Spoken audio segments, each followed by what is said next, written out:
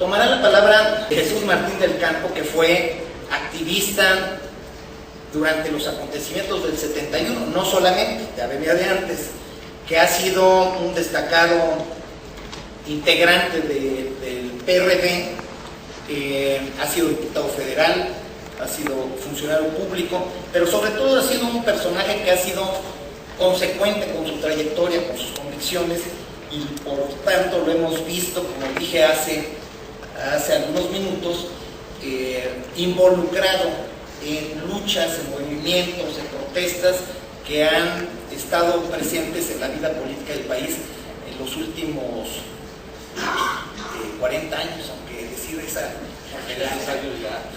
por favor, Jesús. Muchas gracias. Agradezco mucho al Centro Cultural Universidad de Tlatelolco que haya organizado esta serie de eventos para hablar de los 40 años del 10 de junio de 1971. Agradezco a las personas que están aquí al frente, que todas han contribuido de distintas maneras intensamente a que, además de la presencia de todos los aquí, de los que están aquí en este auditorio, a que se mantenga viva la memoria, una memoria activa, que el solo hecho de estar recreando y abordando más datos nos permite tener una perspectiva importante de por qué es bueno tener esta memoria activa. Enrique además hizo un libro tempranero del 10 de junio de 71, él es un investigador en la Universidad de Puebla, aunque también tiene aquí su estudio, su archivo, que nos facilitó incluso para aportar elementos para la investigación sobre el 71. Óscar Alzaga, pues, hizo con un grupo 7 Contrainformación, clandestino antes, ya no necesariamente, que es lo que estaban proyectando y que ya no lograron recuperar la copia con audio. Se mantuvo la copia sin el audio original y por eso solo tenemos las imágenes, pero son importantes porque fue un esfuerzo. Cuando no se tenían imágenes en vivo de los halcones en acción, solo fotografías, pues ellos, un grupo llamado 7 Contrainformación, lo estoy denunciando, hicieron esa labor y mantuvieron ese documento. También recibieron fotografías como nosotros de una corresponsal francesa y que nos las fueron entregando secretamente por la persecución que Echeverría hizo también de corresponsales extranjeros, de fotógrafos para medios extranjeros, para que no se difundieran ni aquí ni afuera las tomas, tanto de cámara de cine como las de fotografía. Blanche Petris ha hecho también rememoración y desde el periódico La Jornada pues nos ha entrevistado y ha sacado excelentes elementos que también recuperan la historia. Arturo Cano además es amigo mío y también era muy joven cuando en el 71 y nos ha ayudado también a hacer libros que dan cuenta de los acontecimientos de 1971, el más reciente, Halcones Nunca Más. Antes de entrar aquí fui con un amigo con el que llegué muy temprano a recorrer la plaza nuevamente para con ustedes hacer el ejercicio de transportarnos a aquellos años del trienio 1968-71. Miré la lápida que con el comité del 68, decidimos que se pusiera en esta plaza para dejar una huella de aquellos de los que pudimos documentar su fallecimiento y tienen los nombres en la placa, en la estela de Tlatelolco. Y puedo decir de manera general entonces, por ser partícipe tanto en 68 como en 71, por haber estado en el internado, en ese internado al que yo no solicité asistir, que era Lecumberri, y donde daban comidas malonas gratuitamente, pero que no habíamos pedido nosotros estar en ese internado. Y después pues también vimos las cosas terribles de torturas de los compañeros fallecidos, del dolor de las familias de quienes fallecieron. Puedo decir que el trienio 68-71 no es el principio ni el fin de la historia, pero sí un eslabón importantísimo en la lucha por las libertades democráticas. Es también el momento de irrupción del estudiantado como portador del malestar y la insatisfacción con el mundo industrial de la posguerra y de las esperanzas libertarias y antiautoritarias expresadas de manera multiforme por los jóvenes. Es conveniente decir esto porque en todo el mundo había una irrupción de jóvenes, especialmente en Francia, en Alemania, en algunos otros países europeos y en Estados Unidos mismo, señaladamente en Berkeley, pero también en otras universidades de aquel país. Y representábamos el malestar, éramos portadores del malestar y ello derivaba en la simpatía de la población, empezando por nuestras familias y de la población cuando hacíamos las brigadas en 68 y aún después de la represión del 68, en 71, la nueva generación, eslabonada del 68, eran bien recibidas las actividades de las brigadas de información en las barriadas, en los mercados, en las salidas de fábrica, en las oficinas públicas, donde había congregación de trabajadores y empleados que eran sensibles a nuestro planteamiento y simpatizaban. No había rechazo, sí mucha represión. Esos son años donde hay luces intermitentes en la liberación de los pueblos en el contexto de la Guerra Fría. Años del fantasma de la rebelión estudiantil recorriendo las escuelas y las plazas públicas. Años del acoso cotidiano de los jóvenes por las fuerzas del orden y años también para nosotros, los de México, de la cárcel, el exilio y las masacres para responder a la protesta. En otros países hubo movilizaciones estudiantiles, pero en ningunos masacres de la dimensión de la del 2 de octubre en Tlatelolco, aquí junto, ni la del 10 de junio de 1971. Esa tarde de hace 40 años, la tarde del 10 de junio de 1971, se cometió un crimen de Estado. Hace 40 años comenzó a escribirse el epitafio del viejo régimen autoritario y criminal. Pese a que sofocaron al movimiento estudiantil, estaba marcada ya una pauta para tratar de enterrar, de acelerar el desmantelamiento del viejo régimen autoritario y criminal. Y aunque avanzamos poco y vuelve a renacer el autoritarismo y vuelve a criminalizarse la lucha social, la lucha popular, avanzamos algo.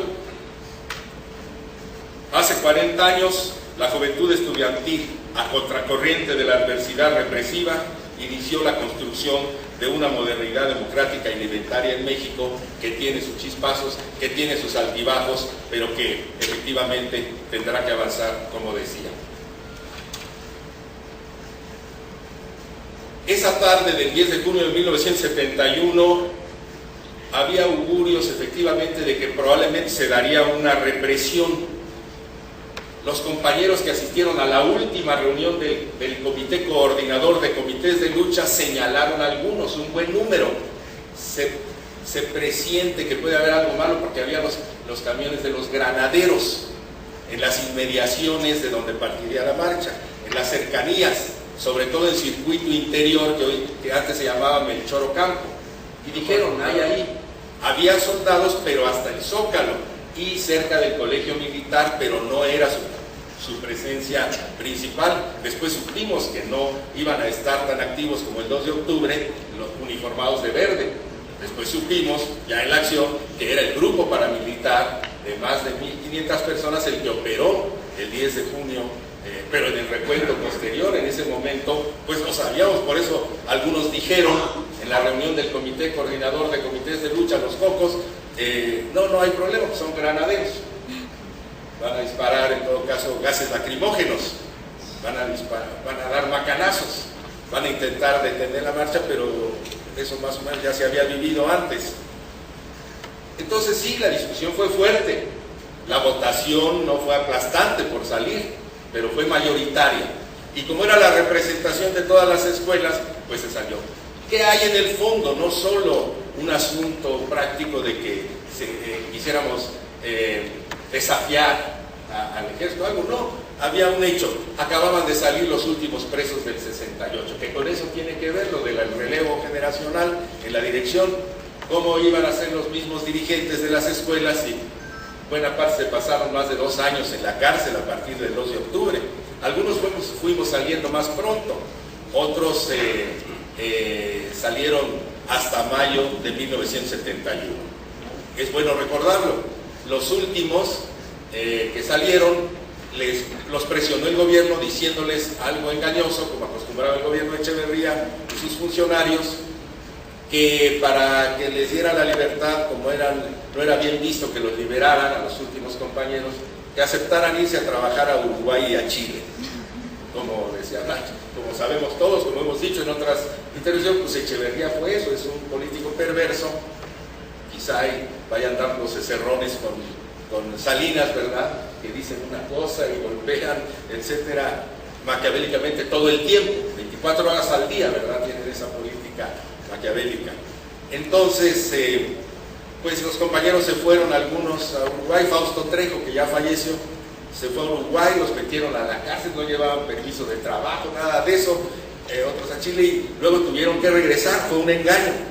Regresaron, hicimos un pequeño evento en el Ángel de la Independencia, pero se habló de la necesidad de reivindicación, una vez que salieron los últimos del 68, reivindicación de esa dirección del movimiento 68, que había sido víctima de juicios aberrantes y terribles, ¿verdad? Voy a exagerar con toda intención, se decían, participaste en las reuniones en el 68 después de estar presos, participaste en las reuniones del Consejo Nacional de Huelga, pues sí, algunos hasta estuvieron en la mesa directiva de las sucesivas sesiones del Consejo, así, eso es asociación delictuosa, ¿verdad? Participaste en las manifestaciones que fueron nutridas, algunas de más de 300.000 en el 68, sí, bueno, eso es ataque a las vías generales de comunicación, y así les acumularon a algunos compañeros 20 delitos, ¿verdad? Entonces, pues, cadenas muy largas, a compañeros que habíamos sido víctimas todos de la represión. Entonces salieron hasta mayo del 71 y había surgido una nueva dirección que bajo el clima de represión después del 2 de octubre, de que se inhibe, pues surgen nuevos activistas deseosos de ejercitar otra vez las libertades en las calles como en 68, y se necesitaba un acto, un escenario adecuado para reivindicar a toda la dirección, a todos los activos del 68, que nuevamente estábamos presentes en 71, más la huelga de la Universidad de Nuevo León, que se hace ahí un arreglo para tratar de inhibir el deseo de la manifestación del 71, más el hecho de que ya se había intentado volver a hacer manifestaciones en octubre del 70 en solidaridad, en aquel caso con los obreros de Ayotla Textil, que tenían un proceso de lucha democrática contra la dirección central del sindicato textil, y que el Rompo, así llamado, era el dirigente que se rebela contra los de la dirección central y permite que vayamos activistas con ellos. Y en 70, además de lo que mencionó Blanch, ya también había probado los halcones, pero no sabíamos que así se llamaban ni que aparecerían más adelante, y sale la manifestación en este contexto. Sí, era necesario salir, era una necesidad desde el punto de vista del ambiente, del clima, políticamente hablando, que teníamos los estudiantes en 71. Porque también, si solo nos quedáramos en el hecho de que la votación fue dividida, como podía haber votaciones divididas en otros momentos, podría ser que alguien cayera en la tentación de decir que por salir a la calle fuimos reprimidos. Así dijo Echeverría: me están cucando, me están retando, me están desafiando. Pues ahí les va a dar, ya estaba planeada esa represión, ya era parte de una visión de conjunto que tenían. Así digo que mediante esa acción preconcebida y planificada del 2 de octubre de 68 y luego la del 71, bueno, pues estamos viendo que el poder político, el gobierno, puso en juego todas las instancias civiles y militares y los recursos humanos, materiales y financieros del Estado para aplastar, eso era, aplastar, sofocar y terminar en forma sangrienta y definitiva con el movimiento estudiantil iniciado en 68 y que tiene un trienio difícil que culmina en 71. La matanza de Tlatelolco no constituyó un crimen de Estado aislado. Es a partir de ese momento, y más destacadamente desde la llegada a la presidencia de Luis Echeverría, sin lugar a dudas cabeza visible del conjunto de los presuntos responsables de este genocidio, es que asume el gobierno una política de Estado centrada en la persecución abierta y de abierta represión a los estudiantes y otros grupos opositores, a la que se asignó la misión de contribuir por vías violentas a través de de grupos paramilitares, el mantenimiento del control y la hegemonía política de la sociedad mexicana, dando origen después a la llamada Guerra Sucia.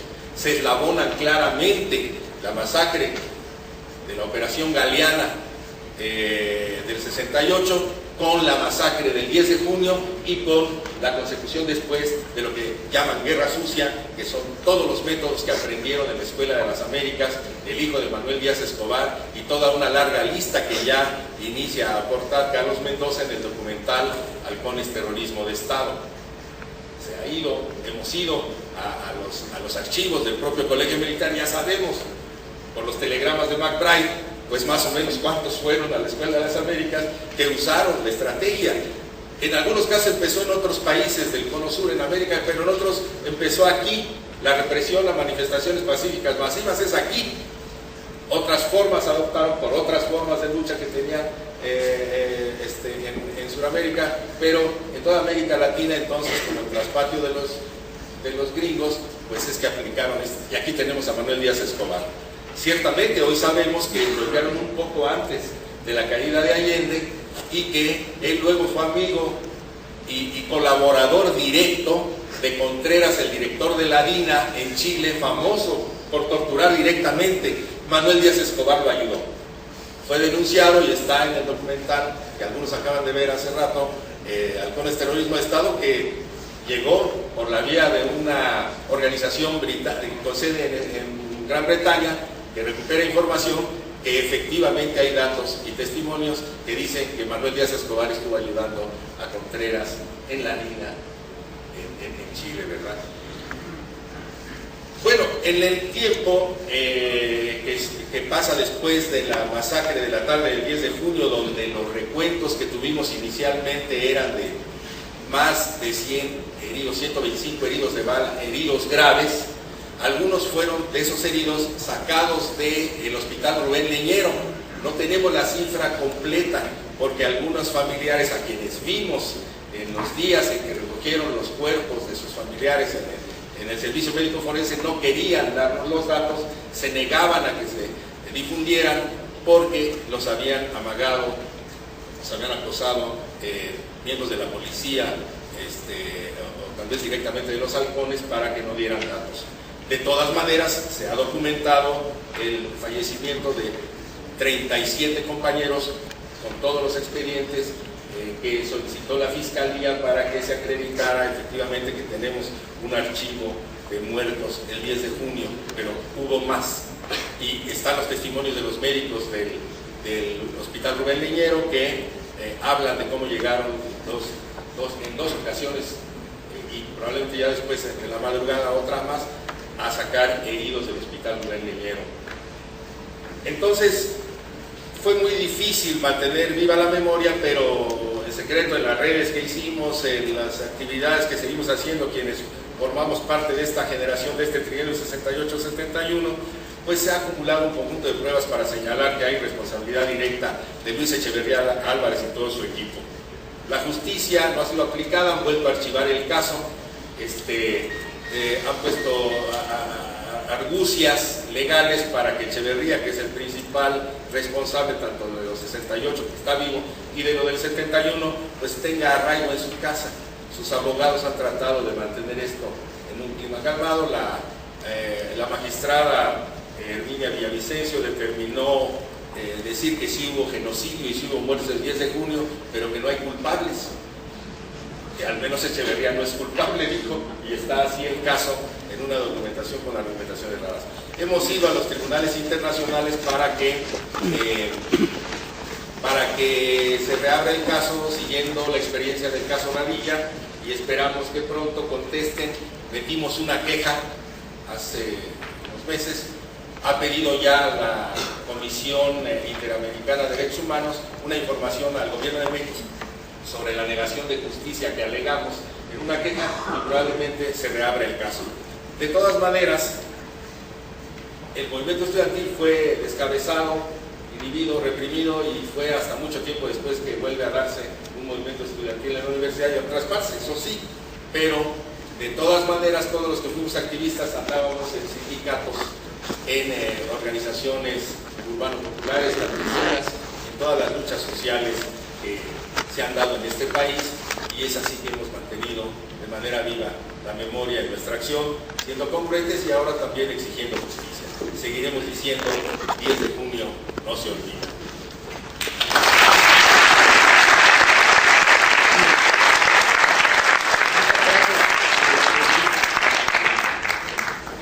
Es muy sugerente lo que estás recordando en este país de Tijuana, de su transición, de su alternancia, en donde ya todos somos pluralistas, democráticos, tolerantes, bueno, una serie de bondades que tenemos, que se niegue a abrir su pasado inmediato, a aclarar problemas, situaciones que inquietan, molestan, son demanda de sectores de la sociedad, de la opinión pública, en fin, y sin embargo no son atendidas. Es una cosa lamentable, que nos debe de llamar a la reflexión para poder entender el terreno que estamos pisando y no simplemente dejarnos llevar por espejismos.